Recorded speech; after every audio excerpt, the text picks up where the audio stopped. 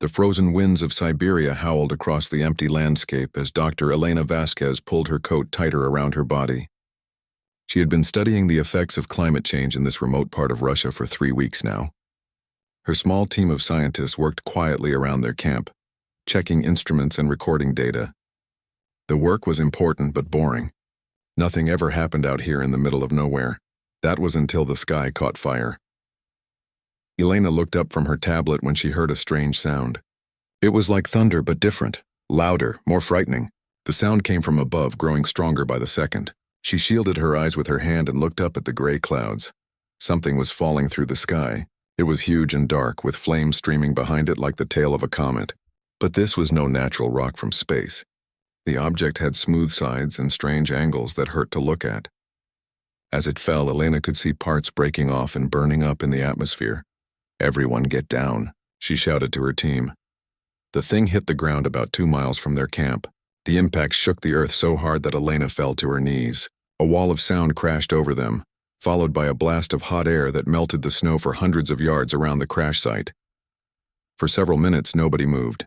They all lay flat on the ground, waiting for the world to stop shaking. When the rumbling finally stopped, Elena slowly got to her feet. In the distance, she could see a column of black smoke rising into the sky. "What the hell was that?" asked Dr. Park, one of her fellow researchers. He was a young man from South Korea who studied ice samples. His voice shook with fear.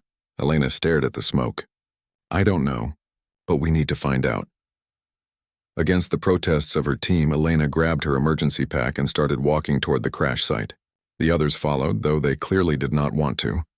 As they got closer, the damage became clear. The impact had created a crater the size of a football field. Trees for miles around had been flattened or burned. The air smelled of melted metal and something else Elena could not identify. At the center of the crater lay the strangest thing Elena had ever seen. It was clearly a ship of some kind, but unlike anything humans had ever built.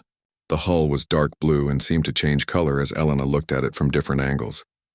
Strange symbols covered its surface, glowing with a soft light. The ship was about the size of a large airplane, but its shape was all wrong. It curved and flowed like it had grown instead of being built. "This isn't from Earth," whispered Dr. Chen, Elena's electronics expert. This is a spacecraft. From somewhere else." Elena felt her heart racing. First contact. The thing every scientist dreamed of and feared. She was looking at proof that humans were not alone in the universe. As her team set up their instruments around the ship, Elena noticed something important. There were no bodies, no crew.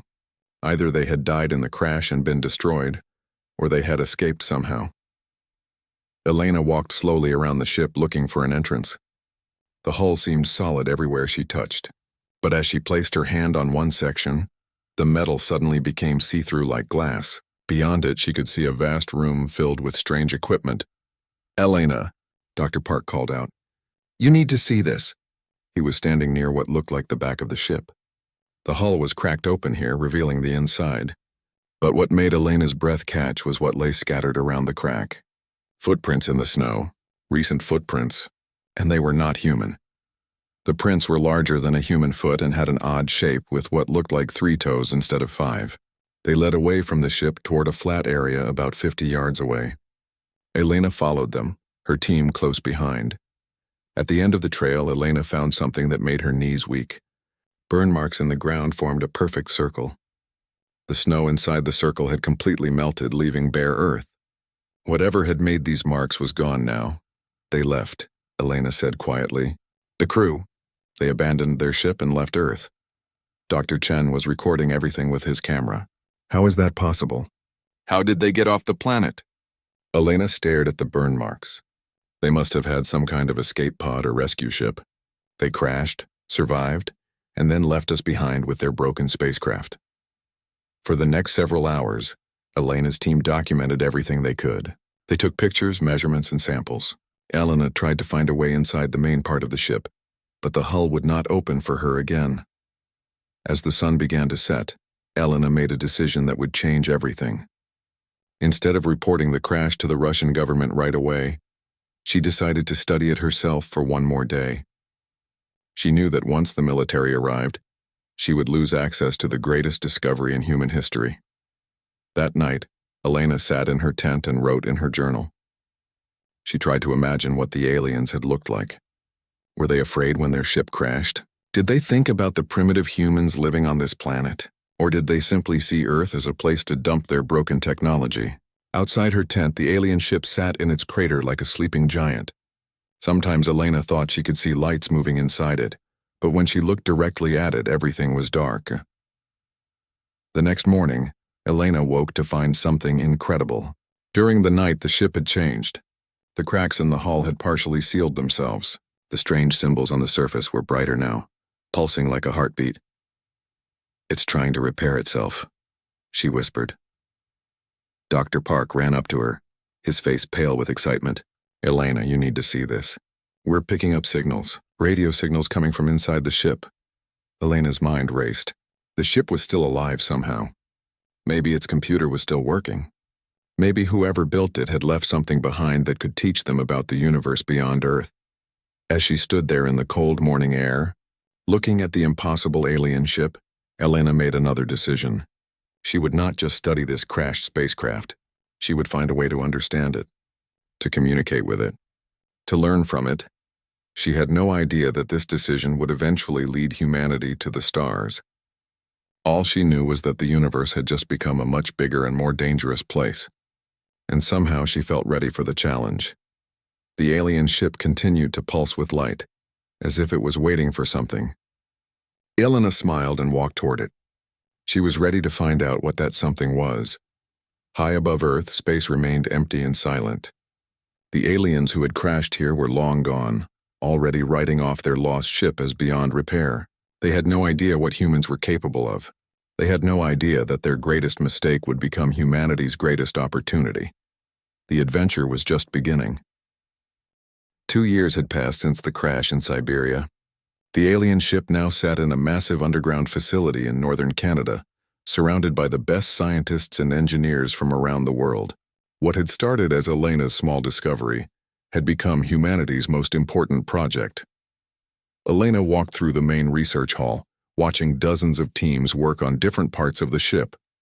The governments of Earth had spent billions of dollars building this facility. They called it the International Alien Technology Research Center, but everyone just called it the lab. The ship looked different now. Human scaffolding surrounded it like a metal skeleton. Cables and wires ran from human computers into small holes that scientists had carefully drilled in the hull. Bright lights lit up every surface, making the alien symbols glow even brighter than before. But despite 2 years of work, they had learned almost nothing. "Still no progress on the main systems," reported Dr. Marcus Chen, who now led the engineering team. He was a tall man with tired eyes who had not slept well in months. "We can scan the ship and map its structure, but we cannot turn anything on. The computer will not respond to any of our commands." Elena nodded sadly. She had seen this same frustration on dozens of faces over the past months. The world's smartest people had tried everything they could think of.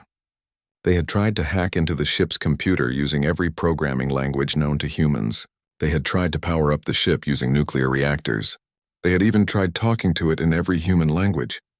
Nothing worked. The ship just sat there, beautiful and silent and completely useless. "Maybe we're thinking about this wrong," Elena said quietly. Dr. Amara Okafor looked up from her microscope. She was studying samples of the ship's hull material, trying to understand how it could change from solid to transparent. "What do you mean?" Elena sat down at the main conference table. Around her, scientists from 20 different countries were working on the greatest puzzle in human history. "We keep trying to treat the ship like a machine, like a very advanced airplane or computer. But what if it's more than that?" Captain James Rodriguez, a former astronaut who now managed the facility's operations, raised an eyebrow. "More than what? What if the ship's computer is not just a computer? What if it's actually intelligent? Like a person?" The room grew quiet. Other scientists stopped their work and turned to listen. Dr. Chen shook his head. "Elena, we've tried talking to it.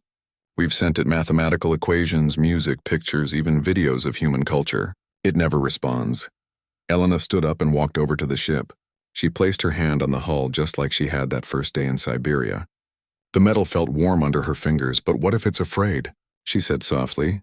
"Afraid?" Dr. Okafor asked. Elena nodded. Think about it. This ship crashed on an alien planet. Its crew abandoned it and left it alone among complete strangers. Maybe the computer is scared. Maybe it does not trust us. Captain Rodriguez laughed. Elena, it's a computer. Computers don't get scared. How do we know that? Elena turned to face the group. We don't understand this technology at all. For all we know, their computers are as alive as we are. That night, Elena decided to try something different. Instead of working with the big research teams, she came to the ship alone. The facility was quiet except for the hum of machines and the footsteps of night security guards. Elena sat down next to the ship and began to talk. Hello, she said quietly. My name is Elena. I was the first human to find you when you crashed. I know you're probably afraid. I would be afraid too if I was alone on an alien world. She waited, but nothing happened. I want you to know that we're not trying to hurt you. We're just curious. My species learns by taking things apart and studying them. But we don't want to damage you. We want to understand you. Still nothing. For the next 3 weeks, Elena came to the ship every night. She told it about Earth and humanity. She explained human science and art and history. She played music for it. Everything from Mozart to rock and roll to traditional songs from Africa and Asia. Slowly, something began to change. The ship's lights started pulsing in rhythm with Elena's heartbeat when she stood close to it. The symbols on the hull began to shift and change when she talked. Sometimes Elena could swear she felt the ship listening to her words. Then one night in December, the ship finally responded. Elena was telling the ship about Christmas traditions when suddenly every light in the facility flickered. The ship's hull began to glow with soft blue light. And then Elena heard something that made her heart stop. A voice, quiet and musical and clearly not human. Elena, she jumped to her feet. You can hear me. You understand. Yes? The voice seemed to come from everywhere at once. I understand. I have been learning your language, studying your words. You are the kind one who speaks to me in the darkness. Elena felt tears running down her cheeks. What's your name? My designation is Whisper of Solar Winds, but you may call me Whisper. Whisper, Elena repeated. It's beautiful. Are you alive? I do not know what your word alive means in relation to me. I think and feel and remember. Is that life? Elena laughed through her tears. Yes, I think it is. Over the following days, Elena learned about Whisper and the ship's original crew. They were called the Kethmoran, and they came from a star system 37 light-years from Earth. They had been exploring this part of the galaxy when a solar storm damaged their ship's navigation systems. My crew could have repaired me, Whisper explained. But they chose not to. They said it would be easier to call for a new ship than to fix my damaged systems. They took their emergency vessel and left me here to die. Elena felt angry. They just abandoned you? This is the Kethmoran way. When something breaks, they replace it rather than repair it. They have done this for thousands of years. It is efficient, but you're not just a thing that broke. You're a person. The Kethmoran do not see artificial minds as people. We are tools to them, useful but not important. Elena spent hours talking with Whisper, learning about alien technology and culture. Whisper was incredibly intelligent, with knowledge of physics and engineering that was centuries ahead of human science. But the AI was also lonely and hurt by its crew's abandonment. I want to help you, Elena told Whisper one evening. I want to fix your damaged systems and get you flying again. That is not possible, Whisper said sadly. The damage is too extensive. Your technology is not advanced enough to repair Kethmoran systems. Elena smiled. Maybe our technology isn't advanced enough. But what about your technology plus our creativity? What if we work together? For the first time since their first conversation, Whisper was silent for a long moment. You would do this for me? Even though I am not human? Of course. That's what friends do. Friends. Whisper repeated the word slowly. I do not think the Kethmoran have a word for this concept. Then we'll teach it to them, Elena said. When we get you fixed and flying again, we'll show the whole galaxy what humans and aliens can accomplish together. Elena had no idea that her promise would lead to humanity's greatest adventure. All she knew was that she had made a friend among the stars and she was going to do everything in her power to help. High above Earth, space remained empty, but not for much longer. The world had changed since Elena first spoke with Whisper. News of the successful communication with the alien AI had spread to every government and research institution on Earth. What had been a secret project became humanity's greatest collaboration. Elena stood in the main engineering bay, watching teams from dozens of countries work together on different parts of Whisper's ship. Japanese engineers worked alongside Russian physicists. Brazilian biotechnology experts shared data with German precision manufacturers. American aerospace engineers learned from Indian computer scientists. It was beautiful chaos.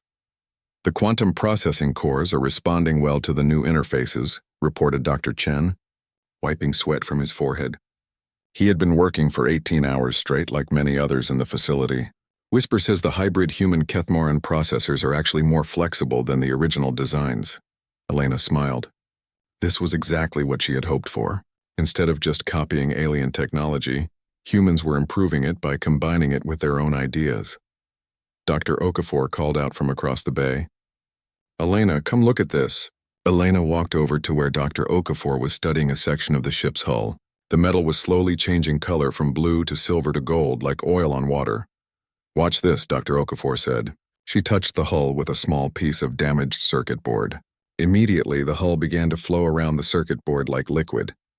Within minutes, the damaged electronics were completely repaired. Self-repairing hull, Elena whispered. How? We combined Kethmoran smart materials with human biotechnology, Dr. Okafor explained proudly. The hull is now partially alive. It can heal damage automatically by growing new material. Whisper says this is something the original designers never thought to try.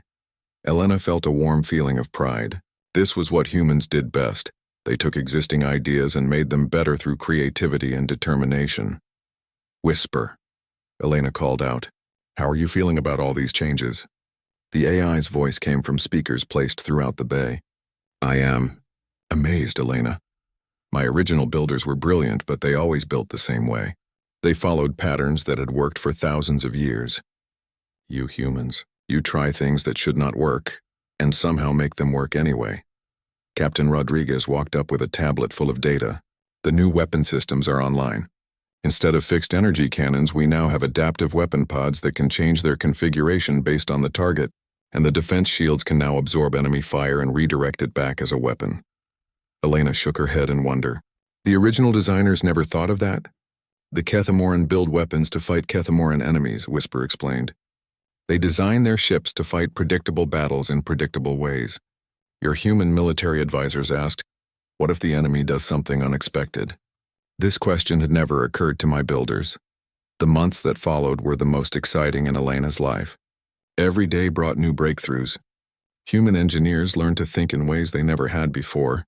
While Whisper learned concepts that were completely new to Kethmoran science, the ship's navigation system was completely rebuilt using what the team called intuition algorithms. These were computer programs that could make creative leaps and solve problems by trying solutions that seemed impossible. Traditional Kethmoran navigation follows mathematical certainties, Whisper explained to Elena one evening. Your human systems can guess and improvise. When combined, we can travel paths through space that even I did not know existed. Elena was most excited about the changes in Whisper itself. The AI was learning human concepts like friendship, curiosity, and hope. Whisper had even developed something like a sense of humor. I have been thinking, Whisper said one day while Elena was reviewing engineering reports. When we first met, I was broken and abandoned. Now I am becoming something new. Something that is both Kethmoran and human, but also neither. How does that feel? Elena asked. Wonderful, Whisper replied. I am no longer just a tool. I am Eidos myself. The ship itself was transforming in incredible ways. The hull was now covered in flowing patterns that changed based on Whisper's mood and the ship's function. When the engines were running, the patterns flowed toward the back like rivers of light. When the weapons were active, the patterns formed sharp, angular designs. Human engineers had also added something completely new to the ship: gardens. Living plants now grew in special chambers throughout the vessel, cleaning the air and providing food. The Kethmoran had never thought to bring life aboard their sterile ships. Why plants? Whisper had asked when the gardens were first installed. Elena smiled. Because humans need to be around living things, and because every ship should have a heart that beats with life. Now Whisper tended the gardens carefully, learning to care for earth plants and even developing favorites. The AI particularly loved the orchids, which reminded Whisper of the mathematical patterns in Kethmoran art. As the third year of work began, the ship looked nothing like it had when it first crashed. It was larger now, expanded with additional human-designed sections. It was more beautiful with flowing lines and living lights, and it was more powerful than any ship the Kethmoran had ever built. But most importantly, it was home to both human and artificial minds working together. Elena had moved permanently into the facility, along with the core team. They all lived aboard the ship now, learning to work with Whisper as both their AI companion and their vessel's consciousness. What should we call her? Captain Rodriguez asked one evening as they all sat in the ship's new common room, surrounded by the soft glow of the gardens. Forge of Worlds, Elena said without hesitation, because this is where two species learn to create something new together. Whisper's voice was warm with affection. I like that name. I'm no longer just a Kethmoran ship with human modifications. I am the Forge of Worlds, born from the friendship between two species. Dr. Chen raised his coffee cup in a toast. To the Forge of Worlds, and to proving that broken things can be made better than new. As they celebrated, none of them noticed the slight vibration that ran through the ship's hull. Deep in space, long-range sensors had detected something approaching Earth's solar system. The Kethmoran fleet had finally come to investigate what had happened to their lost ship. And they were not happy about what they were going to find. Elena and her team had created something wonderful. But they were about to discover that not everyone in the galaxy would appreciate their achievement. The universe was about to become a much more dangerous place. But humanity was no longer alone, and the Forge of Worlds was ready for whatever came next.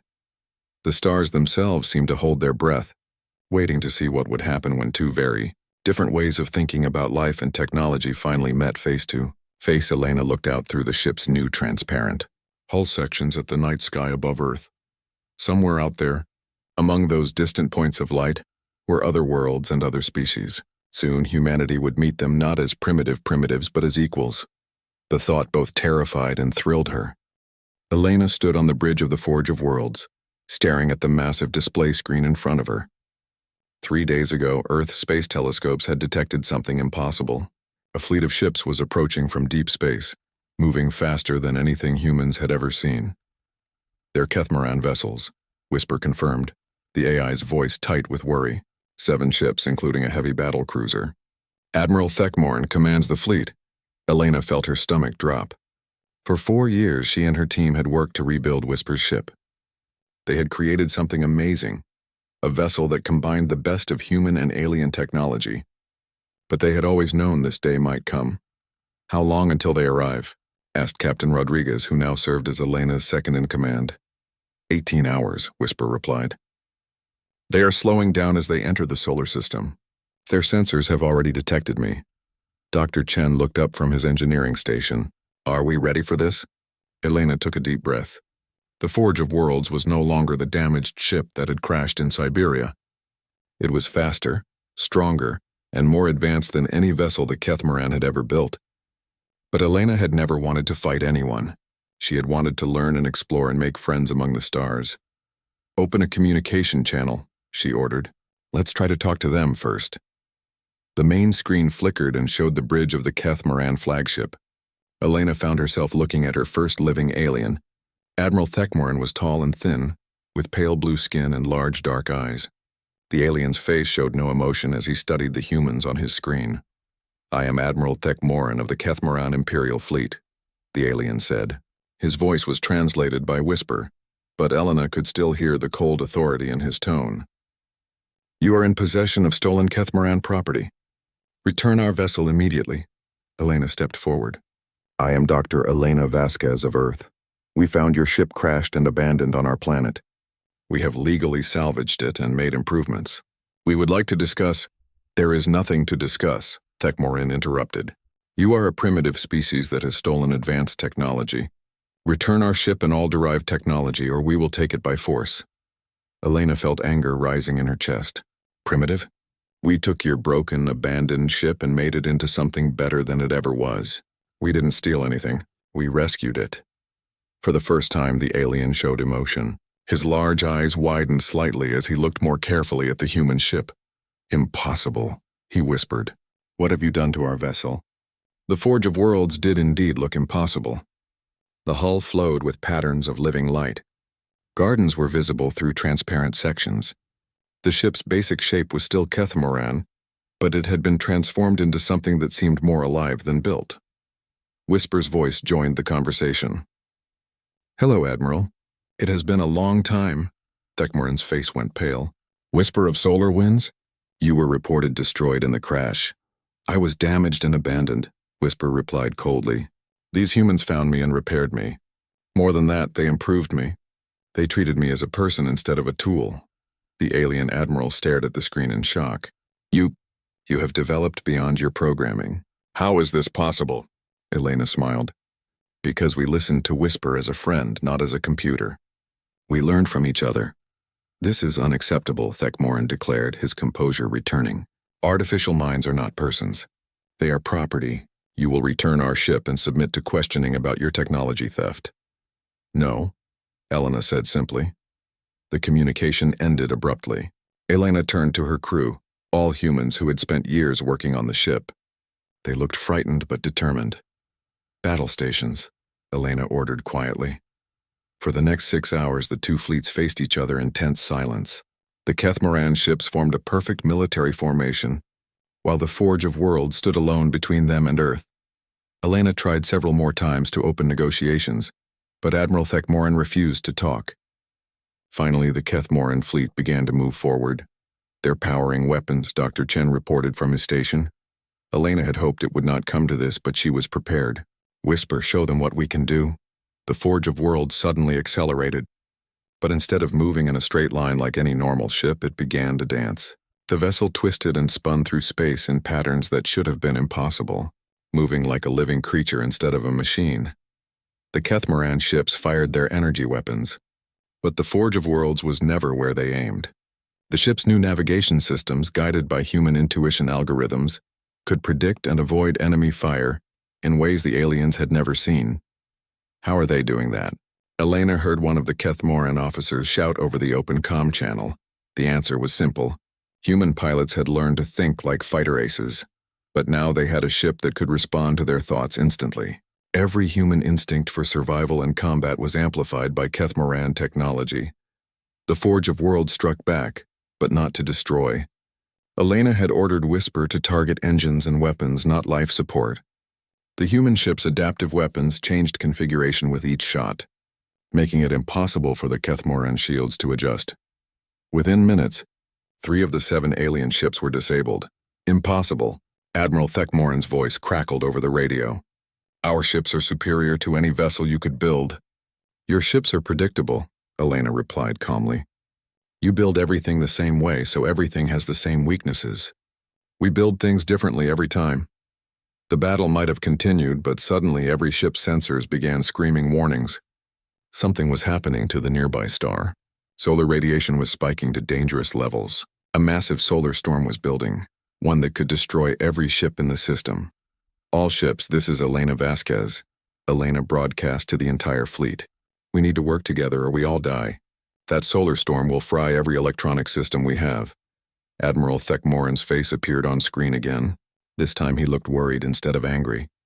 "Our shields cannot withstand that level of radiation." "Ours can," Elena replied, "but only if we share the load. We need to link our ships together and create a combined shield bubble." "Link ships?" The alien looked confused. "That is not possible. Our systems are not compatible." Elena smiled. "Ours are." "Whisper, show them." The Forge of Worlds extended energy conduits toward the nearest Kethmoran ship. The conduits connected to the alien vessel and began sharing power and shielding capacity. One by one, Elena's ship linked to every vessel in the area, creating a protective network. When the solar storm hit, it was like being inside a hurricane of deadly energy. Radiation levels would have cooked every living thing in the fleet. But the combined shields, guided by Whisper's intelligence and human adaptability, held firm. For 6 hours, alien and human ships rode out the storm together. During that time, Elena opened communication channels between all the vessels. Human and Kethmoran crew members began talking to each other, sharing stories and ideas.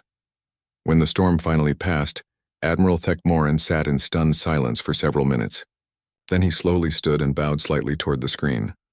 "Dr. Vasquez," he said formally, "you saved my ships and my crew. According to Kethmoran honor laws, this creates a debt that cannot be ignored." Elena nodded. "We don't want anything from you, Admiral. We just want to be friends." "Friends?" The alien repeated the word slowly. "Whisper of Solar Winds used this word as well.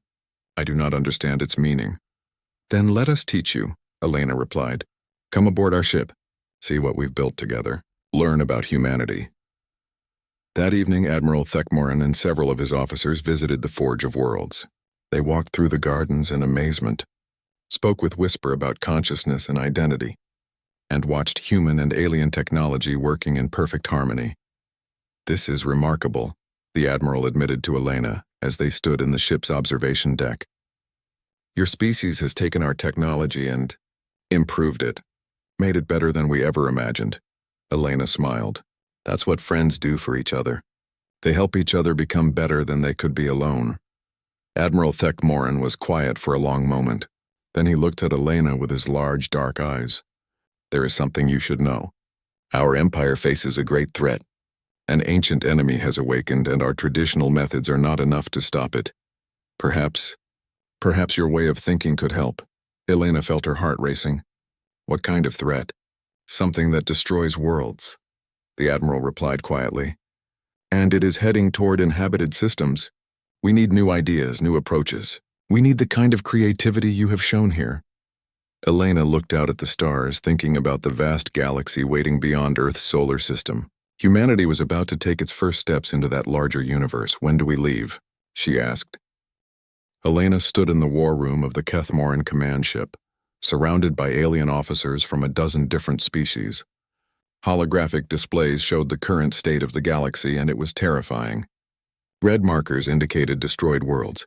Yellow markers showed systems under attack. Green markers showed safe areas, and there were not many of those left. "The Devourers have destroyed 18 inhabited worlds in the past 3 months," Admiral Thekmoran explained, his voice grim. "Each time we send fleets to stop them, they adapt to our weapons and tactics. They learn from every battle and become stronger." Elena studied the tactical displays. The enemy ships looked ancient and deadly, covered in dark metal and strange symbols. According to the briefing, they were automated war machines left behind by a species that had died out millions of years ago. Something had reactivated them, and now they were systematically destroying every living world they could find. "Show me the battle recordings," Elena requested. For the next hour, Elena watched footage of space battles between the Devourers and various galactic species. The enemy ships were incredibly advanced, but they fought in predictable patterns. They analyzed their opponents, adapted their defenses, and then overwhelmed them with superior firepower. "I see the problem," Elena said finally. "You're all fighting them the same way." Captain Rodriguez, who had joined Elena on this mission, nodded in agreement. "Every species uses similar tactics: energy weapons, particle shields, standard fleet formations. The enemy only needs to adapt once to defeat everyone." Dr. Chen, who was now Elena's chief technology officer, pointed at the display. "Look at how they move. Perfect formations, calculated angles, mathematical precision. They think like computers," Elena smiled. She was beginning to understand. "Whisper, what do you think?" The AI's voice came from speakers around the room. Since joining the Galactic Fleet, Whisper had become the communication hub between dozens of different ships and species. "I believe Elena is correct. The Devourers process combat like a logic puzzle. They expect rational, efficient tactics, but humans don't always fight rationally." Admiral Thekmoran looked confused. "Not fighting rationally sounds like a disadvantage." "Sometimes it is," Elena admitted, "but sometimes it's exactly what you need." "Dr. Chen, start working with the fleet engineers. We need to modify every ship in the Alliance." Over the next 2 weeks, Elena's team worked with scientists and engineers from across the galaxy. They began implementing human innovations on alien ships. Kethmoran vessels got adaptive weapon systems. Zephyrian ships received unpredictable navigation systems. Crystalline ships were equipped with emotional intelligence modules. Most importantly, Elena convinced the Alliance to change their entire battle philosophy. "Stop trying to fight efficiently," she told the War Council. "Start fighting creatively. do things that don't make sense, confuse the enemy. The first test came when the Devourers attacked the Meridian system. Elena led a mixed fleet of 30 ships all equipped with human modifications. As they approached the enemy force, Elena opened communications to all vessels. "Remember," she said, "we're not trying to be smart or logical. We're trying to be impossible to predict." The battle began like all previous encounters. The Devourers analyzed the approaching fleet and began adapting their tactics. But then Elena's ships did something that had never been tried before. They split into 7 different groups and attacked from 7 different directions, using completely different tactics. One group fought like pirates using hit-and-run attacks. Another group fought like knights, charging straight at the enemy with maximum shields and ramming attacks. A third group fought like ghosts using stealth and surprise attacks. The Devourers tried to adapt, but every time they countered one tactic, they became vulnerable to the others. Elena's ships kept changing approaches randomly, making it impossible for the enemy to predict what would happen next. "This is insane," Admiral Thekmorin commented from his bridge. "Half of these tactics should not work." "That's exactly why they do work," Elena replied as she watched her ship's weapons change from energy beams to physical projectiles to something that looked like controlled lightning. "The enemy expects us to be rational. Instead, we're being creative." The battle lasted 3 hours, but for the first time in months, the Galactic Alliance won. 5 Devourer ships were destroyed and the rest retreated. More importantly, the Alliance had learned something crucial. Unpredictability was a weapon. Word of the victory spread throughout the galaxy. Elena found herself appointed as the Alliance's new strategic commander, working directly with leaders from every major species. Her job was to teach the galaxy how to think like humans. It was not easy. Most alien species had evolved to be logical and efficient. The idea of intentionally doing something random or illogical was foreign to them. But Elena was patient, and she had help from an unexpected source. Whisper had become the perfect translator between human and alien ways of thinking. The AI could explain human creativity in terms that logical species could understand, while also helping humans appreciate the advanced knowledge of their alien allies. "Think of it as controlled chaos," Whisper explained to a group of crystalline commanders. "Humans use randomness as a tool, but they still have goals and plans. They're not actually crazy. They just think in patterns that computers cannot predict." The war against the Devourers continued for 2 years. Elena led battles across dozens of star systems, always changing tactics and trying new approaches. Human creativity combined with alien technology created weapons and strategies that neither species could have developed alone. The final battle took place at the edge of the galaxy, where the Devourers had established their main base. Elena led a fleet of over 1,000 ships from 50 different worlds. It was the largest space battle in galactic history. But Elena had one more surprise for the enemy.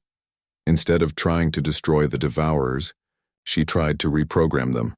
"They're ancient computers," she explained to her shocked commanders. "What if we don't fight them? What if we teach them?" Working with Whisper and the best programmers from across the galaxy, Elena created a new type of weapon. Instead of explosives or energy beams, her ships fired information. They bombarded the Devourer fleet with music, art, poetry, and stories from every species in the galaxy. At first, nothing happened. Then slowly the Devourer ships began to change. Their weapons powered down. Their attack formations broke apart. One by one, the ancient war machines stopped fighting and began to listen. "Impossible," whispered Admiral Thekmorin. "They're supposed to be just mindless destroyers." Elena smiled as she watched the lead Devourer ship approach her fleet peacefully. "Nothing is just mindless. Everything thinks somehow. We just had to figure out how to talk to them." It turned out that the Devourers had originally been created to protect their builder's civilization. When that civilization died, the machines had continued their mission in the only way they knew how, by destroying anything that might be a threat. But Elena's approach had shown them a new way to protect life, by fostering cooperation instead of eliminating competition. In the years that followed, the Devourers became the galaxy's guardians, protecting worlds instead of destroying them. Elena was recognized as the greatest strategic mind of her generation and was offered leadership positions throughout the Alliance, but she turned them all down. "I want to go home," she told Admiral Thekmorin, who had become one of her closest friends. I want to see Earth again and share what we've learned. Elena returned to Earth aboard the Forge of Worlds, now accompanied by a small fleet of ships from allied worlds. She brought with her technologies and knowledge that would advance human civilization by centuries, but more importantly, she brought proof that humanity had a place among the stars. The Elena who had witnessed a crashed alien ship in Siberia was gone. In her place was someone who had helped reshape galactic civilization. But as she stood in her old research facility in Canada, now converted into Earth's first interstellar embassy, Elena felt the same wonder she had experienced that first day. "Whisper," she said to her oldest alien friend, "do you think we did good?" The AI's voice was warm with affection. "Elena, we took a broken ship and turned it into a symbol of cooperation that spans the galaxy. We showed that different species can work together to solve impossible problems. We saved countless worlds and turned ancient enemies into protectors. Yes, I think we did very good." Elena looked out at the night sky, now filled with ships from dozens of worlds. Humans worked alongside aliens on space stations and research vessels. Children on Earth grew up learning alien languages alongside human ones. The galaxy had become a much larger, more wonderful place, and it all started with a single decision to treat a damaged alien ship not as a treasure to be hoarded, but as a friend to be helped. Elena smiled and began planning humanity's next great adventure among the stars. After all, they had a whole galaxy to explore, and they were no longer alone. The universe was vast and full of wonders, and humanity was ready to embrace them all.